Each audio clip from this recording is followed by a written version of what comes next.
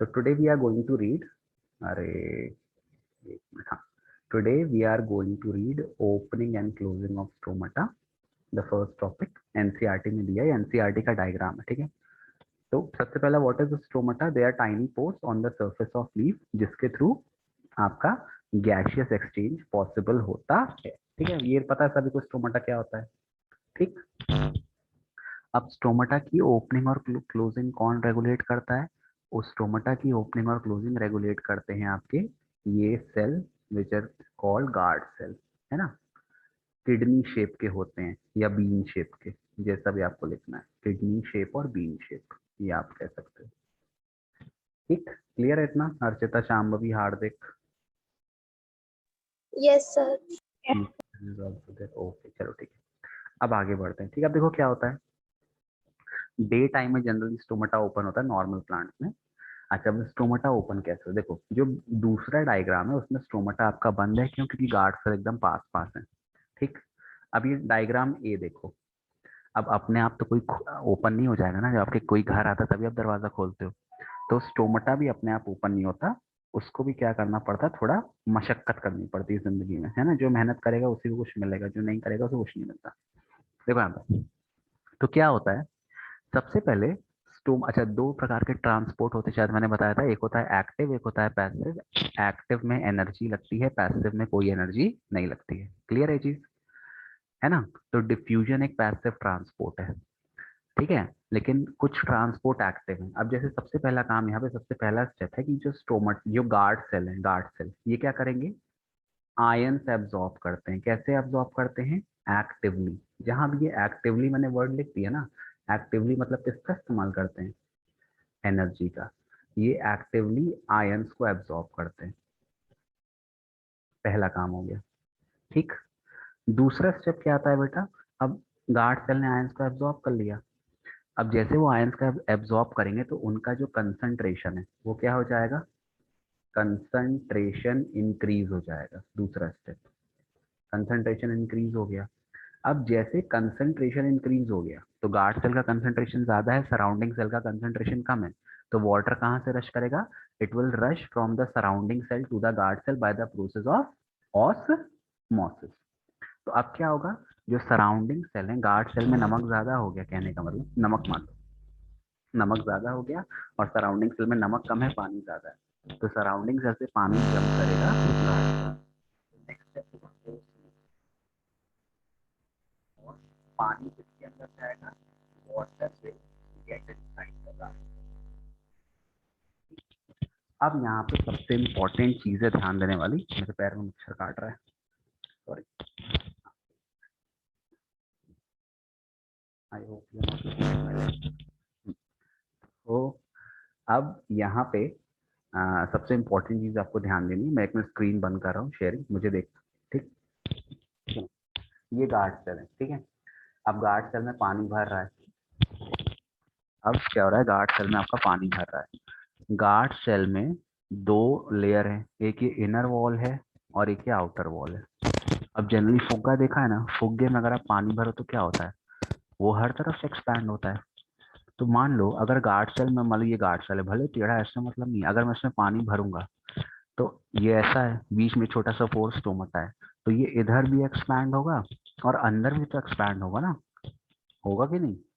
तो वो तो खोलने की बजाय उल्टा बंद हो जाएगा और हर तरफ से फूलेगा। तो इसीलिए भगवान ने क्या किया, सब कुछ बड़ा सोच समझ के बनाया है। गार्ड सेल की जो इनर लाइनिंग है ये बहुत थिक होती है, और जो आउटर लाइनिंग है वो बहुत थिन होती है। तो जब पानी अंदर जाता है तो यहाँ पे भाई ये तो थिक है तो यहाँ प्रेशर कम रहता है, और एकदम पतली है तो यहाँ प्रेशर ज्यादा होता है। तो गार्ड सेल बाहर की तरफ ज्यादा इसमें पानी जाता है, प्रेशर अपना अप्लाई करता है, तो गार्ड सेल इस प्रकार से ओपन हो जाते हैं। अगर इनर लाइनिंग थिक नहीं होती तो फिर एक ऐसा होता, फिर ये उल्टा ऐसा हो जाता, बंद हो जाता। तो सबसे इंपॉर्टेंट चीज क्या है कि गार्ड सेल की जो इनर लाइनिंग है वो थिक है, तो जब पानी जाता है तो यहाँ पे प्रेशर ज्यादा लगा नहीं पाता, ये अच्छा मोटा है। यहाँ ये पतला है तो सारा प्रेशर यहाँ लगता है, और ये ऐसा एग्जर्ट होकर प्रेशर, ये आपके गार्ड सेल ओपन हो जाते हैं। This is opening of stomata. Clear है चीज? तो यहाँ पे बस आपको एक बात याद रखनी है, inner lining of guard cell is thick, So when water gets inside the guard cell, it pushes the outer wall away and guard cells open. बन जाएगा, है ना। फिर दूसरा आता है क्लोजिंग ऑफ स्टोमाटा। क्लोजिंग बहुत इजी है। फिर से क्या होगा, guard cell actively ion lose कर, अब लूज कर देंगे, लूज कर देंगे तो बाहर का जो मीडियम है उसमें आयन ज्यादा हो गया, और गार्ड सेल में तो पानी भरा हुआ है तो गार्ड सेल में पानी ज्यादा है। अब गार्ड सेल से पानी भी निकल के ऑस्मोसिस के थ्रू बाहर के सेल में चला जाएगा। जब सारा पानी बाहर चला जाएगा तो ये स्टोमाटा वापस से क्या हो जाएगा, स्टोमाटा क्लोज हो जाएगा। तो इस प्रकार से ओपनिंग एंड क्लोजिंग रेगुलेट होती है। एनसीईआरटी में आयन का एब्जॉर्प्शन नहीं दिया, इसे देना चाहिए था कि भाई जब पढ़ा रहे हो तो पूरा पढ़ाओ ना, कि कैसे अपने आप पानी थोड़ी जब के आ जाएगा, उसको कोई पानी को वो थोड़ी पढ़िए कि तुम मेरे साथ थी और मैं तुम्हारे जीवन साथी, है ना। तो पहले आयन एब्जॉर्ब करेगा, कंसेंट्रेशन इंक्रीज होगा, सराउंडिंग सेल से पानी आएगा, इनर वॉल थिक है तो ये एक्सपैंड नहीं होती, आउटर वॉल थिन है ये एक्सपैंड हो जाएगी और गार्ड सेल ओपन हो जाएंगे। क्लोजिंग के टाइम पे क्या होगा, ये एक्टिवली फिर से आयन को लूज कर देगा, बाहर कंसंट्रेशन ज़्यादा हो गई मतलब आयंस की, और गार्ड सेल में पानी ज़्यादा हो गया तो उसको सैचुरेट करने के लिए गार्ड सेल से पानी बाहर चला जाएगा bye the process of osmosis, और गार्ड सेल वापस से श्रिंक होके बंद हो जाए। क्लियर है। तो जो ओपनिंग है उसका जस्ट अपोजिट है ना। ओके, बन जाएगा ना। उसमें मैं एक चीज लिख देता हूँ, ये वाली इनर लाइनिंग वाला, मेन इनर लाइनिंग वाली चीज है वो आपको ध्यान देना। तो जैसे ऑस्मोसिस हुआ तो 4 पॉइंट आप लिख देना इसमें, इनर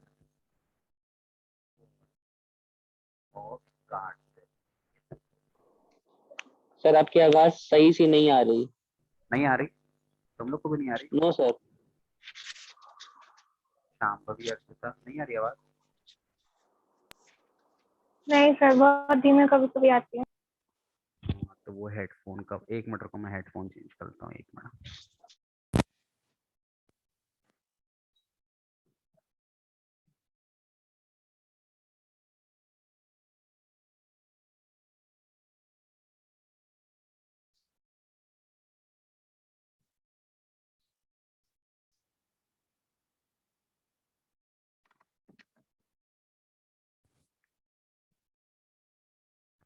अभी आ रही है?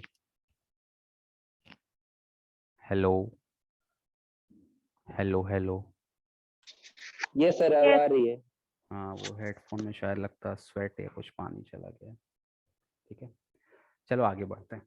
तो क्या हो, अब क्या बोलना है फिर? वही inner wall of guard cell is thick. एक मिनट में बैठ जाओ। ई मम्मी, कितने मच्छर हैं हर कमरे में, लगता मलेरिया हो जाएगा। Inner wall of guard cell is thick.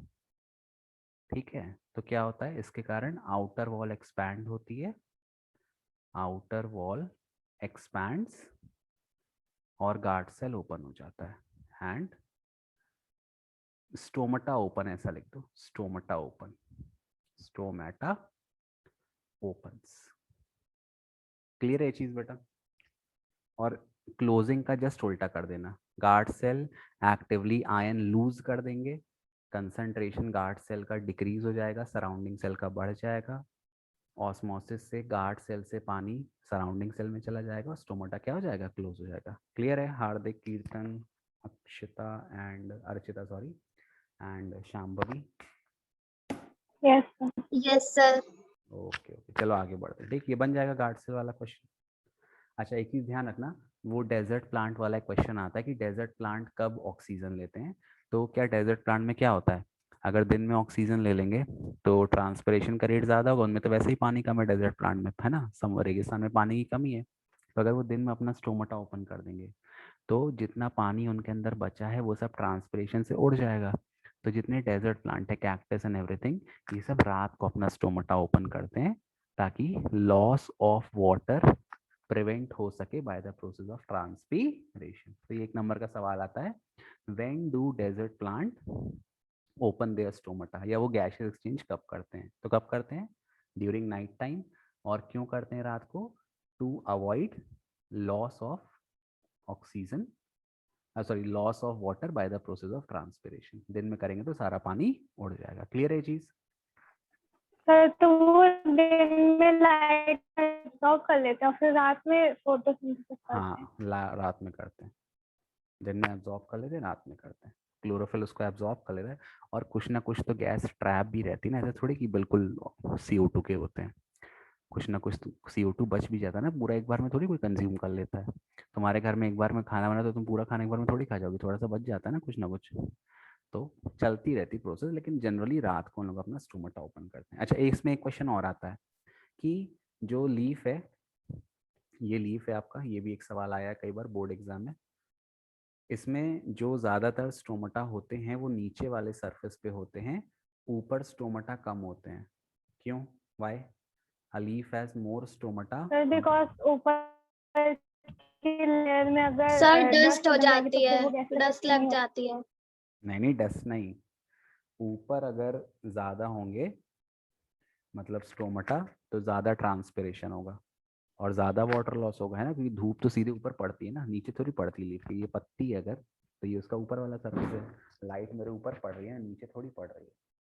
तो अगर ऊपर स्टोमेटा ज़्यादा होंगे और वो ओपन होंगे तो लॉस ऑफ क्या बोलते हैं, वाटर ज़्यादा होगा।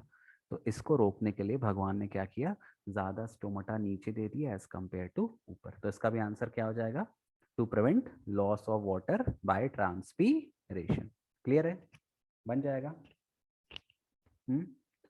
Yes sir. कीर्तन हार्दिक बन जाएगा। Yes. Yes sir. Okay okay, अब आगे बढ़ते हैं, ठीक है। नेक्स्ट एक्टिविटी, ठीक है, अपन NCERT पढ़ रहे हैं। अब देखो एक्टिविटी 6.2 देख लेना किस पेज में, ठीक है, NCERT की है। इस एक्टिविटी में क्या आपने को प्रूफ करना है, टू शो दैट, लिख लेना ऊपर, to show that CO2 is necessary for photosynthesis।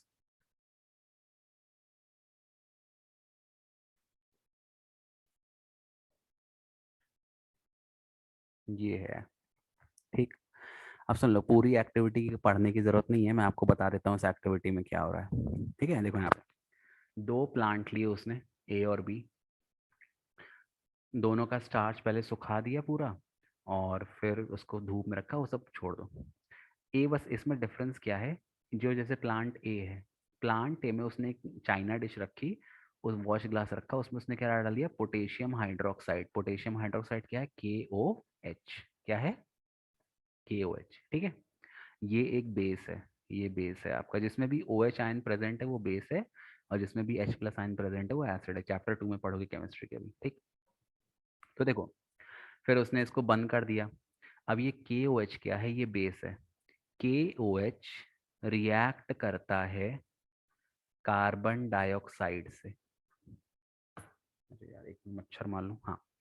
KOH react करता है कार्बन डाइऑक्साइड से, और क्या बना देता है, कि यार, हम्म, चलो बनाता क्या है, छोड़ दो, ये थोड़ा टफ हो जाएगा। तो सिंपली कहने का मतलब, यहाँ जो KOH है वो कार्बन डाइऑक्साइड को एब्जॉर्ब कर लेता है ना, कहने का मतलब। तो ये जो जार A है, इसमें आपका कार्बन डाइऑक्साइड एब्जॉर्ब हो गया। अब अगर कार्बन डाइऑक्साइड एब्जॉर्ब हो गया तो ग्रीन प्लांट के लिए कोई भी CO2 नहीं बचा, CO2 नहीं बचा, तो अब फोटोसिंथेसिस नहीं होगा। तो ये जो पहला वाला जार है, फिर इसमें देखो क्या दिया है, प्लक अ लीफ, ये वाला पॉइंट जहां मैंने टिक किया, pluck a leaf from each plant and check for the presence of starch. Starch का टेस्ट कैसे करते हैं, बाय यूजिंग आयोडीन सॉल्यूशन, है ना। आयोडीन। तो क्या कलर आएगा, सुनो, तो ए वाले में ब्लू ब्लैक कलर नहीं आएगा, और बी वाले में ब्लू ब्लैक कलर आ जाएगा। ए वाले में ब्लू ब्लैक कलर क्यों नहीं आ रहा, क्योंकि, सॉरी, ब्लू ब्लैक, क्योंकि सारा कार्बन डाइऑक्साइड KOH ने एब्जॉर्ब कर लिया, तो कोई भी CO2 नहीं बचा, CO2 नहीं बचा तो फोटोसिंथेसिस नहीं हुआ। तो फिर इसके बाद क्वेश्चन है, do both the leave show the presence of same amount of starch. इसका आंसर होगा नो। उसके बाद what can you conclude from this activity, तो कंक्लूजन क्या है, CO2 is necessary for photosynthesis। Clear है बेटा ये चीज? एक मिनट, मैसेज कर दूं, फोन आ रहा है। घर वालों को तो ये चीज क्लियर है। चलो KOH प्लस CO2 अगर देखा जाए तो ये बन जाएगा पोटेशियम बाइकार्बोनेट, KHCO3 बन जाएगा ये। खैर इसको लिखने की जरूरत नहीं है, बट मुझे याद है जहां तक यही बनता है। तो ये रिएक्शन लिखने को ऐसा नहीं आएगी, बस ये ध्यान रखना कि KOH क्या करता है, कार्बन डाइऑक्साइड को एब्जॉर्ब कर लेता है। तो A में एब्जॉर्ब कर लेगा, उसमें कोई फोटोसिंथेसिस नहीं होगा। फिर जब स्टार्च आयोडीन डालोगे तो ब्लू ब्लैक कलर नहीं, मतलब क्या मिलेगा भी तो बहुत लाइट मिलेगा, और बी वाले में अच्छा ब्लू ब्लैक कलर मिलेगा। क्लियर है अर्चिता, तो हार्दिक? शायद मैम ने बताया था K2CO3 फॉर्म होता है शायद। K2CO3 अच्छा, और हाइड्रोजन कहाँ चला जाएगा? सर हाइड्रो हाँ, शायद ये देखो एक्चुअली सुनो, ठीक है K2CO3 भी फॉर्म हो सकता है। देखो ये KOH बेस है और कार्बन डाइऑक्साइड एसिड है ना, तो ठीक है K2CO3 भी फॉर्म हो सकता है और वाटर फॉर्म हो सकता है।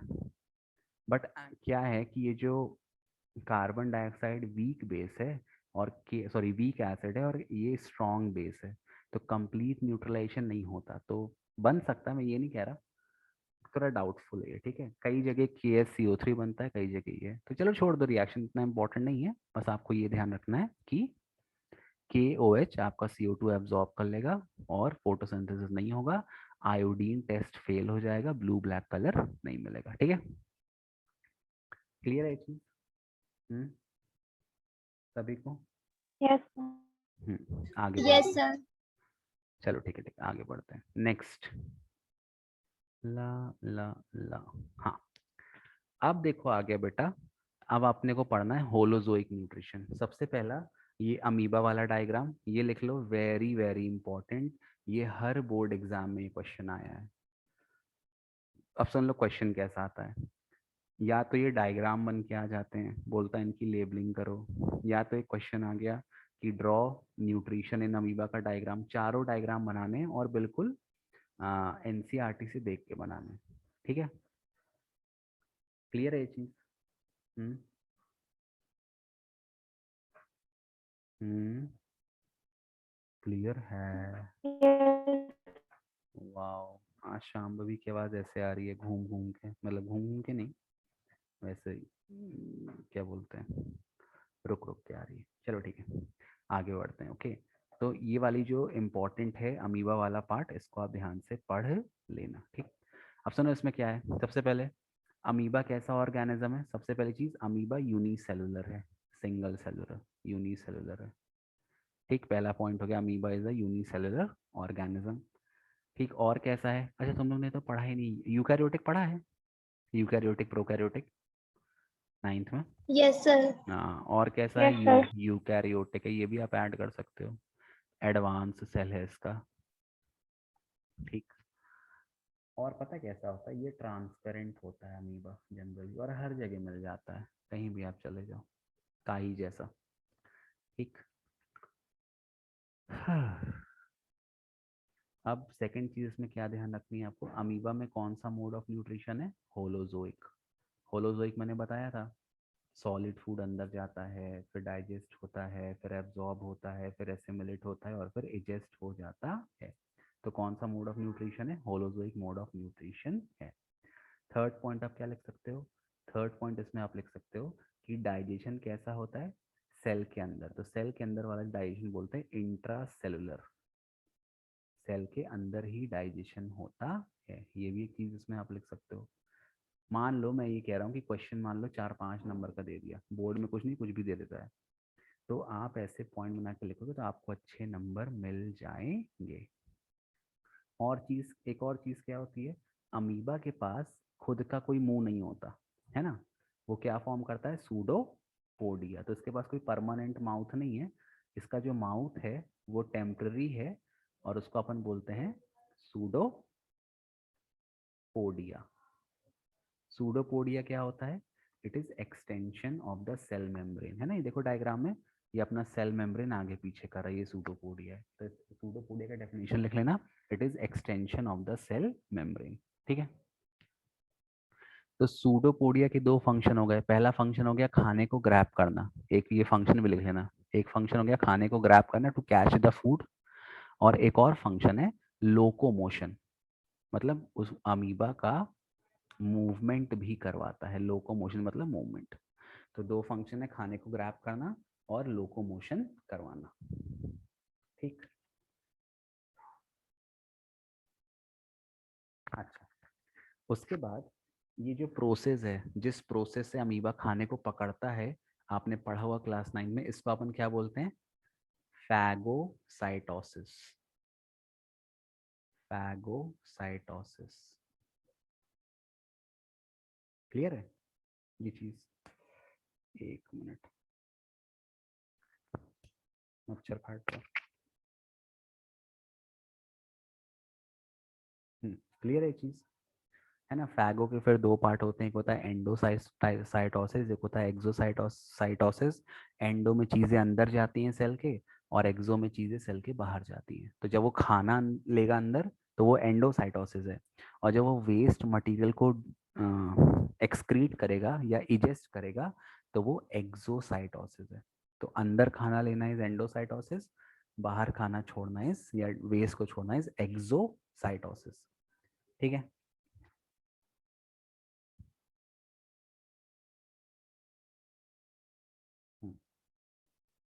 बन जाएगा बेटा। तो क्लियर है इतना? अच्छा, एक बार खाना अंदर चला गया, फिर अमीबा में होता है food vacuole. Food vacuole. Food vacuole क्या करता है? उस खाने को डाइजेस्ट करता है। ठीक, तो ये फिफ्थ पॉइंट आप लिख देना, it consist of you food vacuole with digest the food. बन जाएगा। क्लियर है?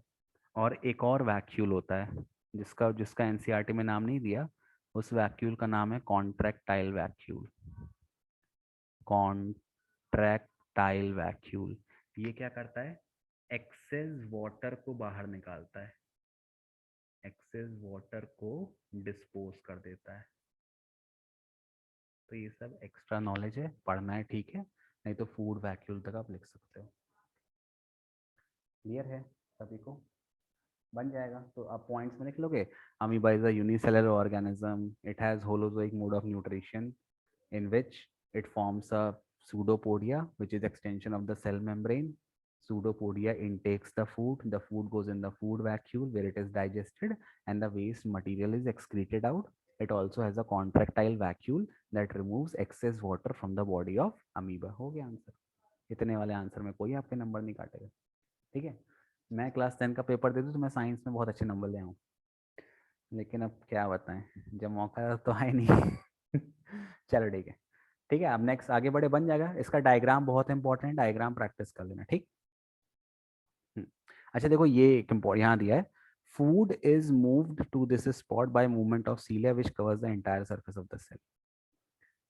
The remaining undigested material is moved out of the cell and thrown out. अच्छा, ये पैरामीशियम का दिया है। पैरामीशियम में फूड कैसे, पैरामीशियम देखा है ना, ऐसा ये Yes. सीलिया होते हैं। तो पैरामीशियम में ये देखो, ये सब एक नंबर के एमसीक्यू हैं। तो पैरामीशियम में फूड किसके थ्रू मूव अंदर करता है? By the presence of cilia. Cilia क्या होता है? Hair like structure. और यूग्लिना में कौन करता है? फ्लैजिला जो उसका होता है ना, जो विप लाइक, Flagella. हाँ, जो विप लाइक स्ट्रक्चर होता है। ठीक, तो एनसीईआरटी का हर एक पॉइंट इंपॉर्टेंट है। क्लियर है बेटा? ये भी ऐड कर देना, the remaining undigested material is moved to the surface of cell and thrown out. ठीक, बन जाएगा। हार्दिक, अर्चिता, शांभवी, कीर्तन।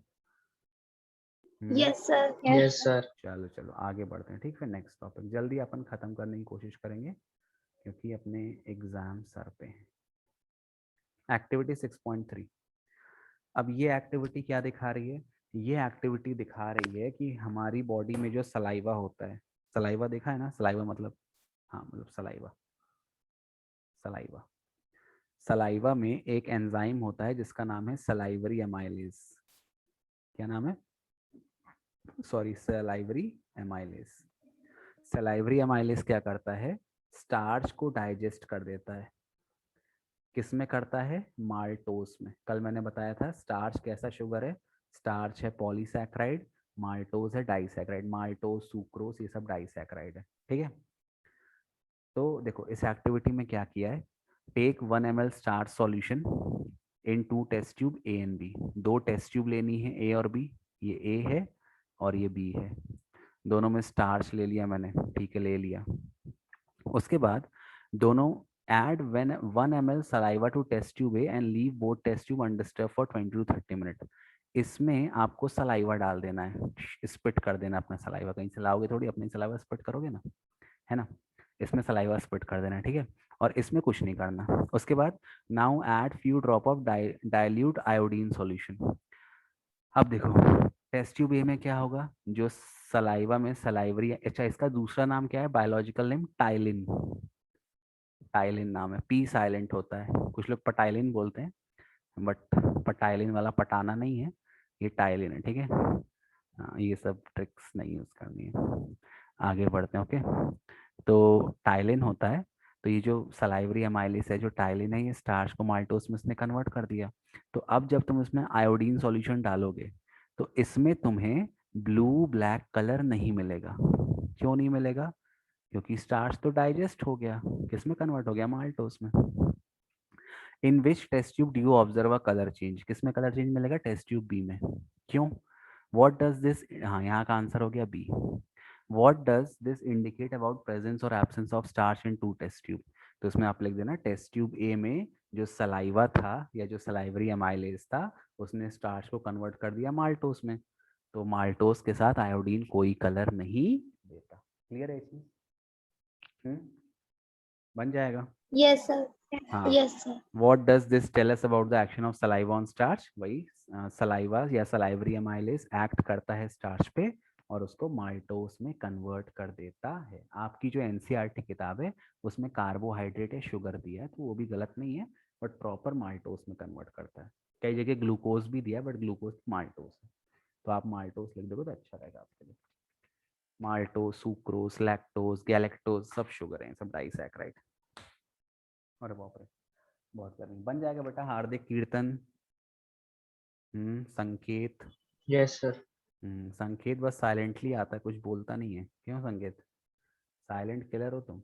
हाँ, चलो आगे बढ़ते हैं। अब नेक्स्ट है अपना डाइजेशन इन ह्यूमन बीइंग। ये अब मेरी बात सुन लो, ये कभी भी एग्जाम में पूरा नहीं आता कि पूरा डाइजेस्टिव सिस्टम हाँ, अभी मान लो होम एग्जाम में दे दे मैडम, जो रिटर्न पेपर होगा तुम लोग का ऐसे ही लाइक थोड़ा करने के लिए, बट बोर्ड एग्जाम में कभी पूरा डिस्क्राइब करने को नहीं आया। इसके छोटे छोटे फंक्शन आते हैं कि मान लो खाना माउथ में गया, माउथ में कौन सी कैविटी है, बक्कल कैविटी। कैविटी क्या होती है बॉडी में, बताओ शांभवी, नहीं बताओगे, चलो कैविटी मतलब होता है ओपन स्पेस। जैसे माउथ है, मेरा मुंह है, तो मेरे मुंह में क्या है, ओपन स्पेस है ना, जहाँ पे मेरे ये दांत ऊपर नीचे मूव कर रहे हैं। Although my teeths are not that great, but फिर भी मुझे शर्म नहीं आती है, जो है आपको उसमें क्या शर्माना है ना, जैसा भी और क्या है ना। तो कैविटी मतलब ये बक्कल कैविटी है। ये नाक है, इसमें नाक में होल्स है ना, ऐसे अपनी उंगली अंदर चली जाती है, तो वो नेजल कैविटी है, ठीक है। फिर यहाँ पे लंग्स हैं, लंग्स भी एक्सपैंड और कॉन्ट्रैक्ट करते हैं, तो वो थोरैसिक कैविटी, जहाँ पे आपके ऑर्गन्स मूव कर सके, जहाँ पे थोड़ा स्पेस हो, उसको अपन कैविटी कहते हैं, ठीक है। फिर आपका एब्डोमिनल कैविटी है, एब्डोमिनल कैविटी में आपका पेट है, वो भी ऐसे से ऊपर नीचे होता रहता है। लार्ज इंटेस्टाइन है, स्मॉल इंटेस्टाइन ऐसा मूव करते रहते हैं। फिर आपका पेल्विक कैविटी है, जहाँ पे आपके सेक्स ऑर्गन है ना। तो कैविटी मतलब जहाँ हल्की स्पेस, जहाँ पे कोई भी ऑर्गन मूव कर सके।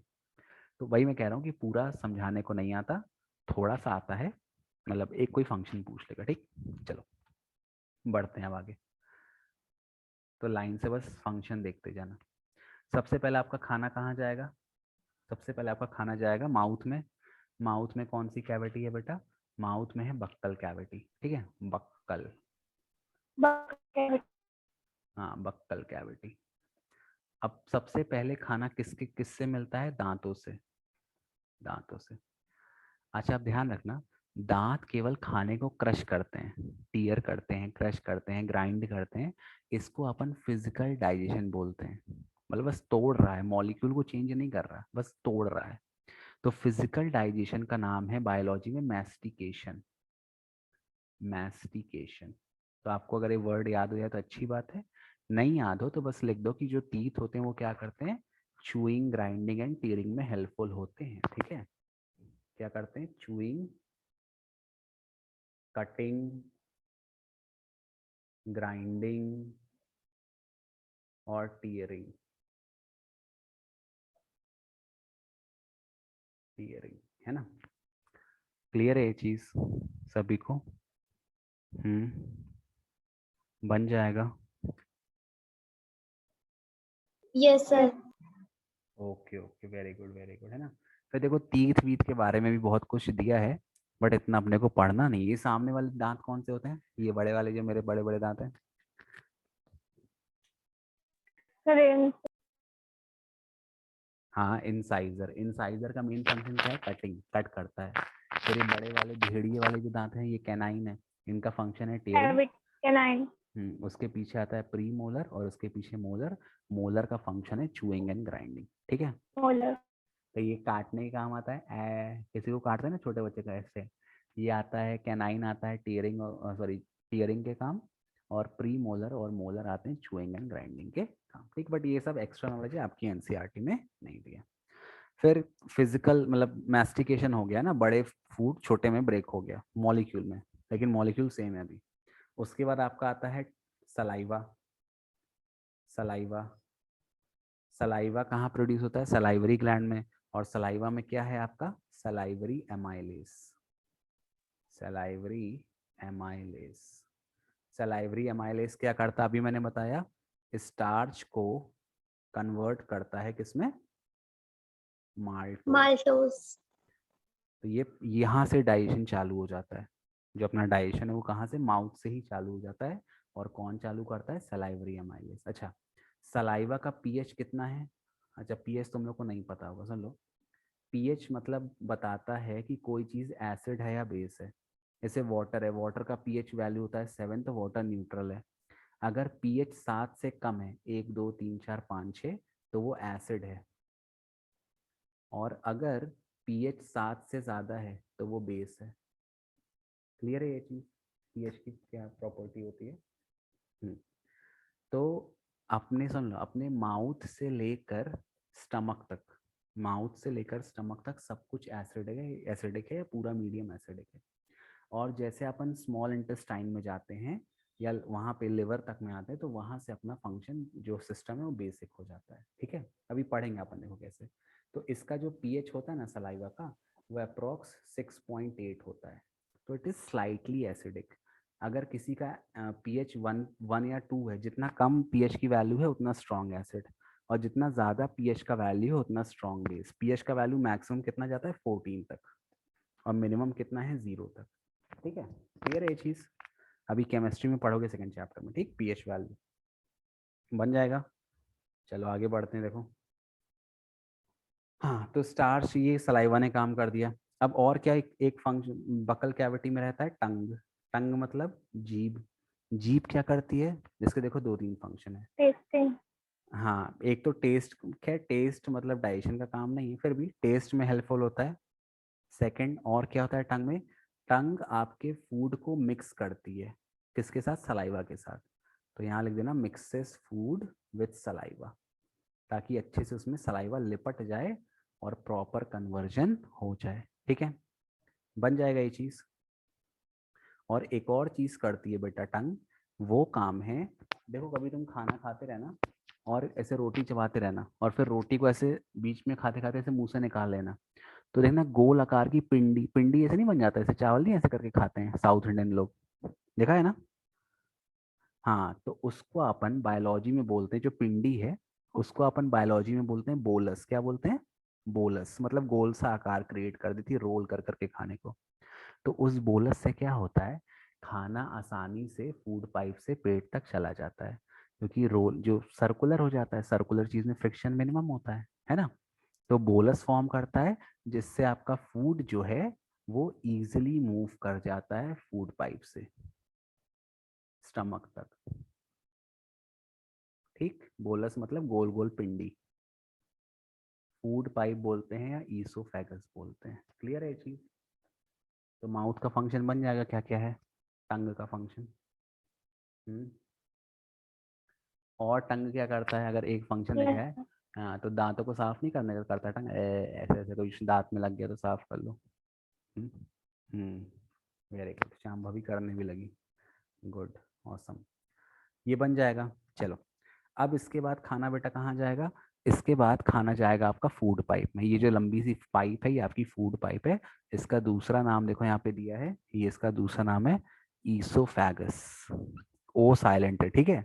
कई लोग ओइसो बोलते हैं बट ओइसो सही नहीं है, इसको अपन ईसोफेगस बोलते हैं। क्लियर है। अच्छा, इसके बारे में और कुछ आपको अगर जानना है तो ये 22 से लेकर 25 सेंटीमीटर लॉन्ग होती है। मेल में लंबी होती है, फीमेल में हल्की छोटी होती है, ठीक।